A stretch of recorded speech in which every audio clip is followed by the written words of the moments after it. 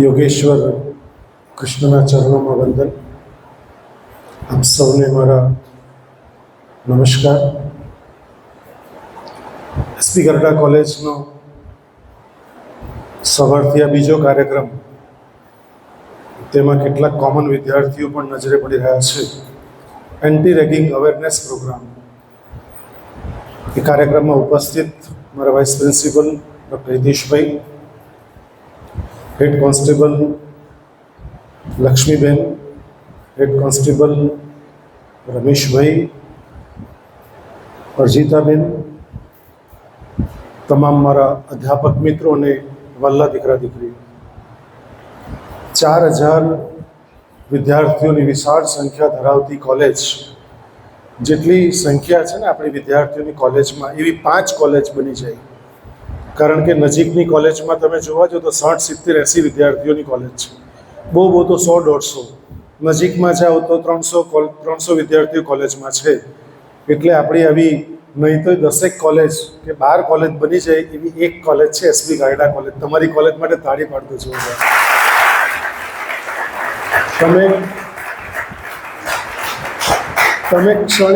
તમે ક્ષણે ગર્વ લઈ શકો ને એવી વટવૃક્ષની 81 વર્ષથી અવિરત ઊભી એવી કોલેજના તમે અભિન્ન અંગ છો. અને મૂળભૂત બાબત એ છે કે એ 4000 વિદ્યાર્થીઓમાંથી તમને આ કાર્યક્રમમાં ઉપસ્થિત રહેવા માટે કેન પ્રકારે અથવા એક યા બીજા પ્રકારે તમને પસંદ કરવામાં આવ્યા છે. પેલા ભાઈએ જોર છેલ્લે સુધી તાળી પાડી. હવે તાળી પાડવાનો અર્થ આપણને ખ્યાલ આવે, કારણ કે તાળી પાડવાના બી અલગ અલગ પ્રકાર હોય. એમને કંઈ લાગ્યું હશે કે બહુ જ મજા આવી, એમને લાગ્યું હોય કે ભાઈ આટલી મોટી સંસ્થાના વિદ્યાર્થી એટલે અટકી ગયા, તો એ 2-4 તાળી છેલ્લે બી એને પાડી. મને આનંદ થયો, એમાં બિલકુલ વાંધો નથી. તો આવી જે સંસ્થા છે એ સંસ્થાનો તમે અભિન્ન અંગ તો છો જ દીકરાઓ, પણ 81 વર્ષથી અડીખમ ઊભી સંસ્થા, જેના ઐતિહાસિક પુરાવા લક્ષ્મીબેન એવા છે. લક્ષ્મીબેન પણ આ કોલેજના જ વિદ્યાર્થીને રહી ચૂક્યા છે. હિતેશ સરના ને એમના ભૂતપૂર્વ સ્ટુડન્ટ છે. 2001થી 2004 નહીં, 4 સુધી વિદ્યાર્થી રહી ચૂક્યા છે. તમે જુઓ છો કે સ્ટેજ ઉપર અહીં બેઠા છે. એટલે આવતીકાલે તમે પણ બેસો એવી મારી હૃદયની ખરેખર તમન્ના છે કે મારા દીકરા દીકરી આવતીકાલે, અમે હોઈએ કે નહીં હોય, મેં કાલે પણ પ્રવચનમાં કોકમાં કીધું હતું કે કદાચ હું હોઉં કે નહીં, અમે આખી પેઢી હોઈએ કે તમે આવતીકાલે ગરડા કોલેજનું આ રીતે સંચાલન કરો અને તમે સ્ટેજ ઉપર બેસો. એવા દ્રશ્યો મારી આ આંખે જોવા છે કે મારા દીકરા દીકરીઓ આ રીતે ગરડા કોલેજ રન કરતા હોય. અને એને માટે શું કરવું પડે તેની કેટલીક ટિપ્સ તો ગરડા કોલેજ સતત તમને આપતી રહે છે કે શું કરવું પડે એને માટે. તો આજે જે તમને પસંદ કર્યા તેની વાત હું કરતો. તમને જે પસંદ કર્યા છો તમે ખૂબ નસીબદાર વ્યક્તિઓ છો. કારણ કે તમારે અહીંથી કહેવાયેલી વાતો, કારણ કે આ એક પણ 81 વર્ષના ઐતિહાસિક પુરાવામાં એક પણ કિસ્સો રેગિંગનો બન્યો નથી.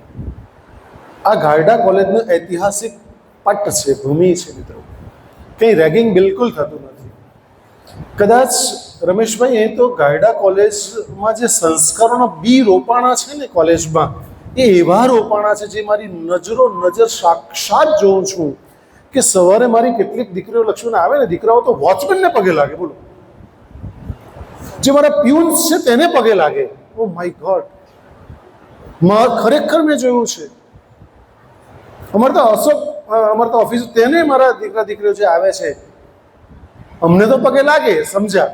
પણ જ્યારે મારી આંખમાંથી આંસુ નીકળે, મારા વોચમેનને પગે લાગતા હમણાં જ ગયા વીકમાં જ મેં જોયું, ત્યારે મારી આંખમાંથી આંસુ પડી ગયા. વાહ, શું ગરડા કોલેજની સંસ્કારિતા છે મિત્રો. જાહેર મંચ ઉપર હજારો વિદ્યાર્થી પ્રવેશ કરતા હોય અને વોચમેનને નમી જવું ને, એ ખાનદાનનો ખેલ છે મિત્રો. એમ જ કોઈ નમી શકાતું નથી. નમવાનું કામ બહુ અઘરું છે. અને સૌથી અઘરું કામ ક્ષમા માંગવાનું છે. અને એની કરતાં સૌથી અઘરું કામ ક્ષમા આપી દેવાનું છે. એટલે ગરડા કોલેજ એ પટ ઉપર ભૂમિ ઊભી છે, પુણ્યશાળી ધરતી છે કે જે ધરતી ઉપર મારા જે વિદ્યાર્થીઓ હમણાં અભ્યાસ કરી રહ્યા છે, રેગિંગના કિસ્સાઓ તો નથી, પરંતુ પતંજલિ ઋષિનું યમનું પાલન કરે છે મારા દીકરા દીકરીઓ. મને જાણીને અને સાંભળીને એટલું ગર્વ થાય મારા તમામ બાળકો પ્રત્યે. યમનું પાલન કરે છે, સત્ય. મારા દરેક દીકરાઓ જો વિવેક નહીં તૂટતો હોય ત્યાં સુધી એ સત્ય બોલે છે. અહિંસા, આ બે શબ્દ બહુ જ પ્રચલિત છે, કારણ કે ગાંધીજીએ બે શબ્દને લીધે ભારત દેશની 200 વર્ષ જૂની અંગ્રેજ સલ્તનતને હાંકી મૂકી હતી. અહિંસા, અહિંસા એટલે હિંસા નહીં કરવી. મિત્રો, આપણે ત્યાં કોઈ એકબીજાને ખાલી ટોન મારે ને, જેમ સ્કૂલમાં તમે મારે કોલેજમાં કાલનો વિડીયો સાંભળજો, કાલે મારે સાયન્સ કોલેજમાં કહેવું પડ્યું 15 મિનિટ મારે પ્રવચન તો એ કરવું પડ્યું કે કેવી રીતે શાંત બેસાય. સાયન્સના વિદ્યાર્થીઓને મારે ગઈકાલની જ વાત કરું છું, કારણ કે એ સંસ્કાર કોલેજમાં મેં ક્યારેય નથી કીધું કે ચલો એ શાંત બેસો. અને અલ્ટિમેટલી પ્રિન્સિપલ બોલતા હોય ને વિદ્યાર્થીઓ વાત કર્યા કરતા હોય, એ તો મારા દ્રશ્યમાં બિલકુલ મગજમાં જ ન બેસે. અને જ્યારે મારે બોલવાનું શરૂ થયું ને વિદ્યાર્થી વાત, એ તો શક્ય જ નથી. નરેન્દ્રભાઈની સભામાં જ્યારે મારે બોલવાનું થયું હતું ક્વોલિટી ઓફ નરેન્દ્ર મોદી 2011માં સદભાવના મિશનમાં, ત્યારે પણ લાખો પબ્લિક બેઠું હતું લુન્સી કુઈના મેદાનમાં. હજારો કે લાખો પબ્લિક હશે. એક પણ મારી 10 મિનિટનું તમે ક્લિપ જોજો, પ્રવચન જો 10-8 મિનિટ હું બોલેલો છું તે દિવસે, એક પણ પબ્લિક હાલ્યું નથી.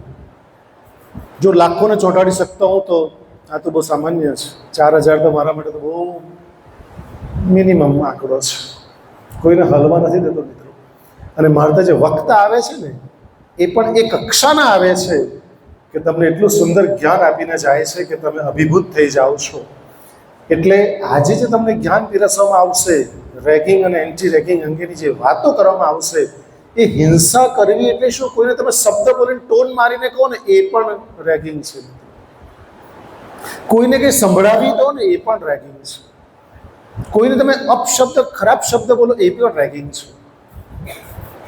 પણ ખબર નહીં રમેશભાઈ, ભારતીય સંસ્કૃતિ અને ખાસ કરીને દક્ષિણ ગુજરાતને, ખાસ કરીને સુરત નજીક આવેલું નવસારીમાં જે સ્કૂલના બાળકો જ્યારે છૂટે છે, હું ચાલતો હોઉં છું વોકિંગ પર સાંજે, એટલી ખરાબ ખરાબ અપશબ્દ બોલતા હોય છે, ગાળો બોલતા હોય છે સ્કૂલના વિદ્યાર્થીઓ. તો મને અંદરથી સાયકોલોજીના અધ્યાપક તરીકે લક્ષ્મી પ્રશ્ન થાય કે આવું કેમ થતું હશે? તો મેં સર્ચ કર્યું, રિસર્ચ કર્યું, કેમ આવું બાળકો બોલે છે. મારી કોલેજના બાળકો ક્યારેય ગાળ નહીં બોલે, અપશબ્દ બોલે જ નહીં મારા બાળકો.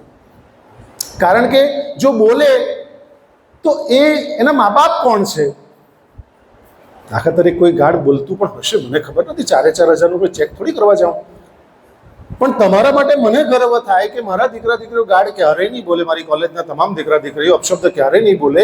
કારણ કે તમે જ્યારે બોલો પણ ખરા ને, મજાકમાં પણ જો બોલો ને, તો પણ તમારા મા બાપ કોણ છે ને તે પરખાઈ જાય. તમે કયા સમાજમાંથી આવો તે પરખાય, તમારી કઈ સંસ્કૃતિ છે ને એના પરથી પરખાઈ જાઓ છો.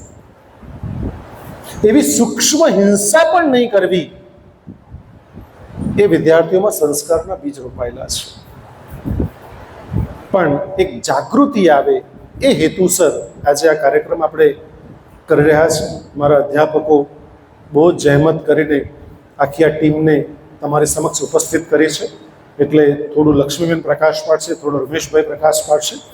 અને તમારો કોઈ પ્રશ્ન હોય એવો 5-10 મિનિટ જે પ્રશ્ન પૂછવા જેવા હોય તે જ, કારણ કે પૂછવામાં પણ વિવેક જાળવવો અત્યંત જરૂરી છે.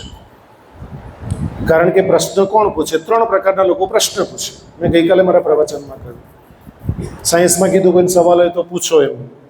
તો મેં કહ્યું મારા 475 પ્રવચન થયા ગઈકાલે, તો મારા પ્રવચનમાં લગભગ કોઈ સવાલ 2-3 પ્રવચનમાં થયા, બાકી કોઈ સવાલ મને પૂછતું નથી. છતાં પૂછવો હોય તો વાંધો નથી. સવાલ પૂછનારા 3 પ્રકારના લોકો હોય. એક તો જે સવાલ પૂછે બિલકુલ એને જવાબ ખબર જ હોય છે. એક તો આ પ્રકારના સવાલ પૂછનારા લોકો, એને જવાબ ખરેખર ખબર હોય છે.